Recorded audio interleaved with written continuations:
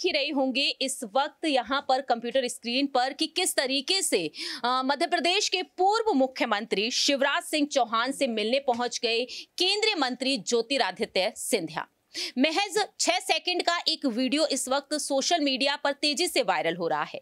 जब सिंधिया ने मुलाकात की शिवराज सिंह चौहान से और देखा जाए तो इस शिष्टाचार भेंट के अलग अलग मायने निकालना शुरू हो चुका है, क्योंकि यहां पर बड़ी वजह बन चुके हैं अब मध्य प्रदेश के नए मुख्यमंत्री मोहन यादव। जी हां, मोहन यादव के मुख्यमंत्री बन जाने के बाद कहीं ना कहीं सुर बदलते हुए दिखाई दे सकते हैं शिवराज सिंह चौहान के, क्योंकि उन्होंने साफ तौर पर कह दिया है कि मैं दिल्ली तो नहीं जाऊंगा किसी भी पद की मांग के लिए, यानी कि वह अब दिल्ली की तरफ रुख करना बिल्कुल भी पसंद नहीं करेंगे और दूसरी ही तरफ वह भावुक होते हुए भी नजर आए हैं।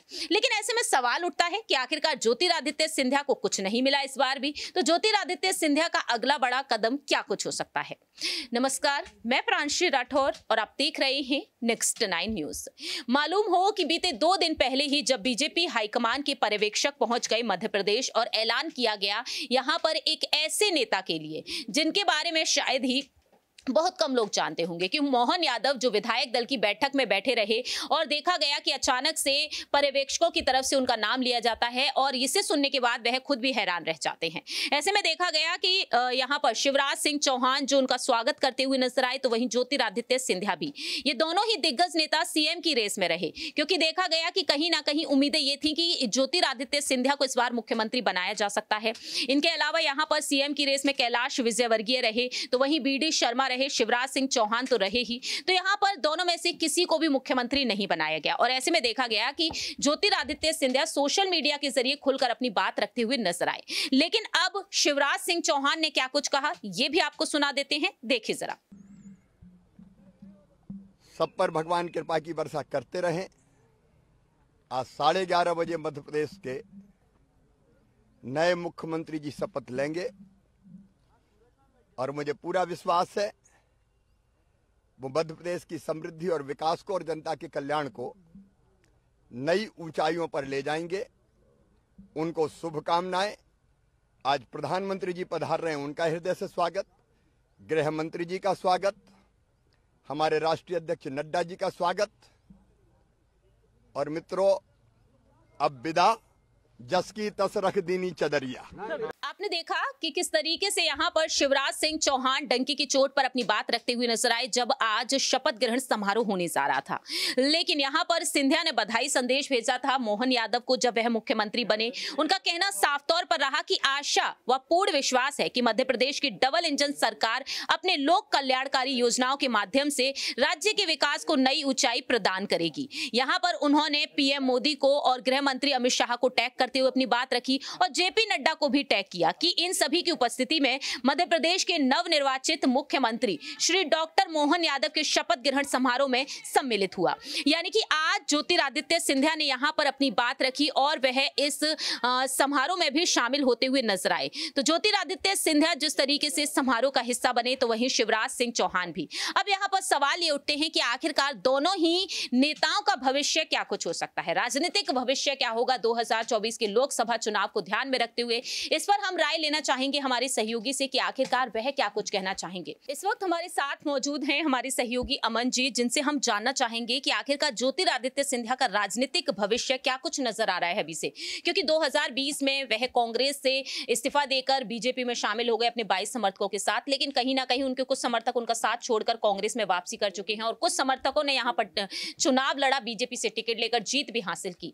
ऐसे में सिंधिया को लेकर अटकलें तेज थी कि कहीं ना कहीं मुख्यमंत्री बनाए जाएंगे और मुख्यमंत्री बनने की इच्छा कहीं ना कहीं कांग्रेस खेमे में उनकी रही, इसलिए वह बीजेपी में आए, ऐसा कहा जाता है। हालांकि सिंधिया नकारते हुए नजर आए। कैसे देख रहे हैं, सिंधिया यहां पर एक बार फिर से बदलाव करने की कोशिश करेंगे या फिर लोकसभा चुनाव में अहम भूमिका कुछ हो सकती है उनकी? देखिए, बिल्कुल जिस तरह से उनके ऊपर लगातार हमले किए जा रहे थे कांग्रेस पार्टी की तरफ से, प्रियंका गांधी हो या और भी तमाम लीडर्स हों, धोखेबाज और तमाम तरह की बातें उनके खिलाफ कही जा रही थी। तो ऐसे में जो कह सकते हैं ग्वालियर और चंबल का जो पूरा इलाका है है और जिस तरह से वहाँ सीटें आती हैं उसको लेकर हर कोई ये सोच रहा था कि क्या इस बार सिंधिया का जो कह सकते हैं कि जहाँ पर सबसे अधिक जो कह सकते हैं कि उनकी सीटें आती थी कांग्रेस के समय पे, क्या वैसा कुछ मैजिक इस बार करते हुए नजर आएंगे। और वैसा ही कुछ हुआ भी, क्योंकि तमाम सीटें एक बार फिर बीजेपी के खाते में चली गई। अब प्रश्न ये उठता है कि जब नए सीएम मोहन यादव का अनाउंसमेंट हो गया है तो यहाँ पर सिंधिया की स्थिति क्या होगी, किस तरह से वो अपनी राजनीति को आगे बढ़ाते हुए नजर आएंगे। हालांकि अगर देखा जाए तो वो इस समय केंद्रीय मंत्री हैं और एक तरीके से बीजेपी के जो कह सकते हैं केंद्र की राजनीति में सबसे अहम किरदार वो प्ले कर रहे हैं। लेकिन जिस तरह से वो टूट कर आए थे, सीएम बनने की ख्वाहिश उनकी थी, और अब जिस तरह से उनका नाम को जो पूछा भी गया था बीते दिनों कि भाई क्या जो ज्योतिरादित्य सिंधिया हैं वो क्या सीएम पद की रेस में हैं, लेकिन उन्होंने इनकार कहा कि मैं इस रेस में नहीं हूं। लेकिन क्या उनके अंदर कोई ख्वाहिश है, कोई अभिलाषा है कि वो राज्य के मुख्यमंत्री बनना चाहें? क्योंकि जिस तरह से बीजेपी ने तमाम अपने एमपी को खड़ा करके तमाम एमपीओ को इस्तीफे लेके, चाहे वो नरेंद्र तोमर हों या दिया कुमारी हों या और भी कई सारे ऐसे नाम हों, उनके बाकायदा इस्तीफे लेकर उनको जिस तरह से तमाम राज्यों में भेजा है और दिया कुमारी को तो एक तरीके से उप मुख्यमंत्री बना दिया गया है। तो ये क्या ज्योतिरादित्य सिंधिया के साथ भी हो सकता था? अपने आप में ये कई तरह के सवाल प्रश्न अभी भी बने हुए हैं। और क्या ज्योतिरादित्य सिंधिया क्या वाकई जो है केंद्र की राजनीति से खुश हैं, वो नहीं आना चाहते प्रदेश की राजनीति में? ऐसे कई अगर मगर के सवाल हैं। और लेकिन फिलहाल अभी ज्योतिरादित्य सिंधिया ने इसको लेकर कुछ कहा नहीं है, मगर सुगबुगाहट है कि जिस तरह से सिंधिया और शिवराज को साइडलाइन किया गया है, जिस तरह से कोई बहुत बड़ी जिम्मेदारी उनको राज्य स्तर पर नहीं दी गई है, ये सवाल खड़े कर रहा है कि आने वाले दिनों में हो सकता है इनके सुर भी कहीं ना कहीं बागी होते हुए नजर आ जाएं, कहीं जो पार्टी लाइन से हटते हुए नजर आ जाएं। क्योंकि सिंधिया और शिवराज दोनों के साथ में जिस तरह का व्यवहार नजर आया है वो ये बता रहा है कि दोनों बहुत ज़्यादा खुश नहीं हैं। हालांकि जो मोहन यादव है उनसे सिंधिया मिलने भी पहुंचते हैं, अच्छे तरीके से मिलते भी हैं, बातचीत भी करते हैं। लेकिन वही बात है कि जो सीएम बनने की ख्वाहिश थी, फिलहाल ऐसा लगता है कि सिंधिया की पूरी होती हुई नज़र नहीं आ रही है। लेकिन यहाँ पर अगर बात की जाए ज्योतिरादित्य सिंधिया के अलावा अगर शिवराज सिंह चौहान के बारे में, तो वह साफ तौर पर कहते हुए नजर आते थे कि मामा चला जाएगा तो वाकई में बड़ा दुख होगा। और आज देखा जाए तो उनके जाने का दुख कहीं ना कहीं बहनों को नजर आ रहा है, बहन बेटियों पर। वह उनके साथ यहाँ पर जिस तरीके से इमोशनल होती हुई नजर आई हैं। अब शिवराज सिंह चौहान कहते हैं कि दिल्ली नहीं जाऊंगा, भीख नहीं मांगूंगा। कैसे देख रहे हैं? क्या आखिरकार अगर दिल्ली नहीं जाना चाहेंगे तो क्या संन्यास लेते हुए नजर आएंगे? उम्र के बढ़ते हुए पड़ाव पर हैं, या फिर यहाँ पर केंद्र की सियासत में वाकई में वह एक्टिव होने के लिए राजी होते हुए नजर आ सकते हैं? देखिए, उम्र का बढ़ना राजनीति में कहीं ना कहीं अनुभव का बढ़ना भी होता है, ये बात हमें याद रखनी चाहिए। क्योंकि शिवराज सिंह चौहान 3-4 बार सीएम रहे हैं, प्रदेश के अच्छा खासा अनुभव है, अच्छी खासी उनकी पैठ बन चुकी है, कह सकते हैं कि मध्य प्रदेश की सियासत में। तो ऐसे में ये कहना बहुत जल्दबाजी होगी और कोई तर्कसंगत बात नहीं होगी कि वो उम्र दराज हो गए। अगर उम्र दराज की बात करें, अब तो 64 साल की उम्र है, बहुत सारा अभी काम करना बाकी है। और यही मेरे ख्याल से वो समय होगा जब मोदी जो है वो पीएम बने होंगे, क्योंकि 10 साल के लगभग उनका कार्यकाल होने को जा रहा है और 73 साल की उनकी उम्र है। तो सोचिए कि अभी तो बहुत कुछ अब उनकी ज़िंदगी में, जो पॉलिटिकल ज़िंदगी उसमें होना बाकी है। और जिस तरह से उनको एक तरीके से साइड किया गया है, हो सकता है केंद्र की राजनीति में वो आएँ और वहाँ पर एक आकर बड़ा पद कहीं ना कहीं वो हासिल करें।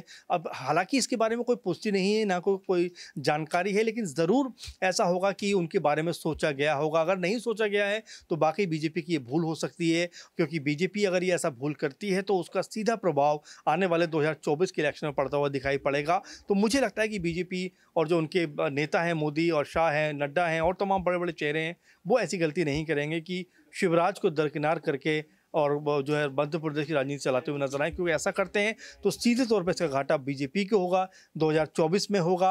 और जो उनकी जीतने की ख्वाहिश है, 29 में से 28 सीटें बीजेपी के पास हैं, उसमें कहीं ना कहीं कह सकते हैं कि कमी आती हुई दिख सकती है। वाकई में देखा जाए तो कहीं ना कहीं अब यहाँ पर बीजेपी हाईकमान ने जो फैसला लिया है, उसके बाद से अब यहाँ पर सवाल यही उठते हैं कि आखिरकार आने वाले समय में शिवराज और सिंधिया का भविष्य क्या कुछ हो सकता है। देखना होगा कि यहाँ पर बगावती तेवर वाकई में दिखाई देंगे, या फिर यहाँ पर केंद्र की मोदी सरकार के मुताबिक फैसलों को सुनते हुए लोकसभा चुनाव को देखते हुए वह आगे बढ़ते हुए नजर आएंगे। फिलहाल इस खास रिपोर्ट में इतना ही। बाकी के तमाम अपडेट्स के लिए आप देखते रहिए नेक्स्ट 9 न्यूज।